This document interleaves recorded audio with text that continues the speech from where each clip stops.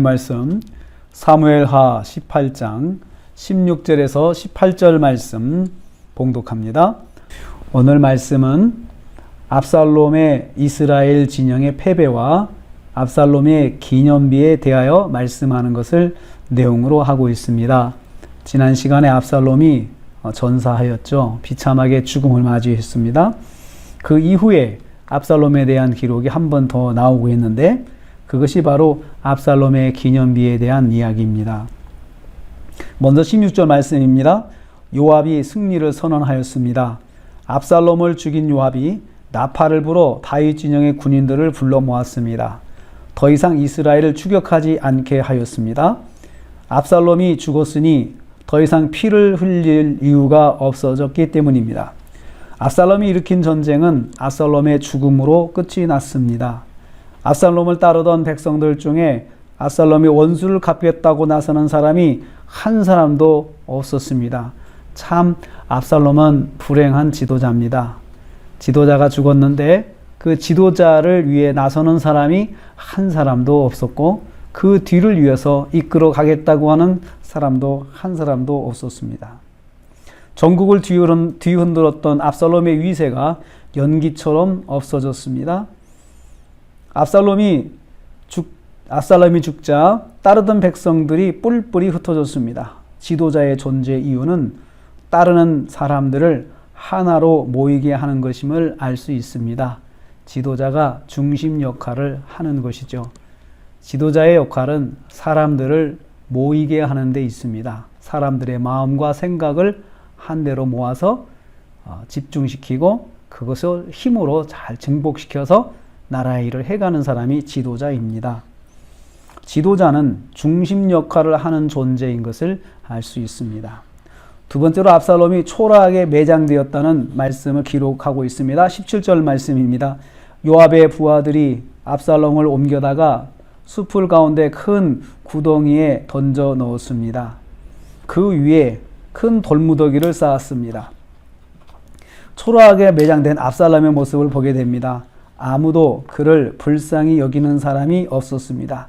죽었지만 다윗 왕의 아들로 인정해주는 사람도 없었습니다. 죽었지만 다윗 왕의 아들이라고 존중해주는 사람, 그리고 대우해주는 사람도 한 사람도 없었습니다. 요압은 압살롬을 철저하게 무가치한 존재로 만들어 버린 것입니다. 이러한 요압의 모습에서 다윗에 대한 요압의 태도를 엿볼 수 있습니다. 다윗의 심정을 조금이라도 헤아리지 않는 요압의 심정, 교만입니다. 요압의 마음속에 다윗을 무시하는 그 교만이 들어 있습니다. 우리는 이를 통해서 깨닫습니다. 사후에도 존중받지 못하는 사람이 참 불쌍한 사람이라는 것을 알 수 있습니다. 압살롬이 죽어서 존중받지 못한 것, 참 불쌍한 압살롬의 모습을 볼 수 있습니다. 세 번째로 압살롬의 기념비를 추억하고 있습니다. 18절 말씀입니다. 압살롬은 살았을 때 자기를 위하여 한 비석을 세웠습니다. 자신의 이름을 남길 비석이었습니다. 자신에게 자기 이름을 전할 아들이 없었기 때문에 자기 이름을 대신 전할 자를 비석으로 정하여 남겼던 것입니다.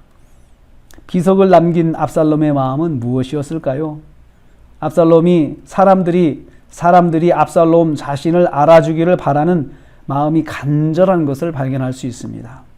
자기 아들이 해줄 수 있겠지만 아들이 없으니 비석을 남겨 자기 이름을 알리고 싶었던 것입니다. 압살롬 마음속에 자리 잡고 있는 교만을 볼 수 있습니다. 압살롬은 왕이 되어 자기 이름을 담은 비석을 남겼습니다. 왕이 되어서 비석만 남겼습니다. 아무것도 남기지 못했습니다.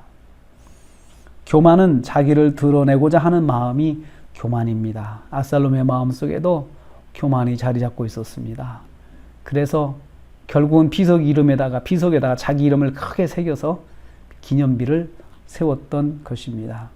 이것이 압살롬이 남긴 유일한 자산입니다.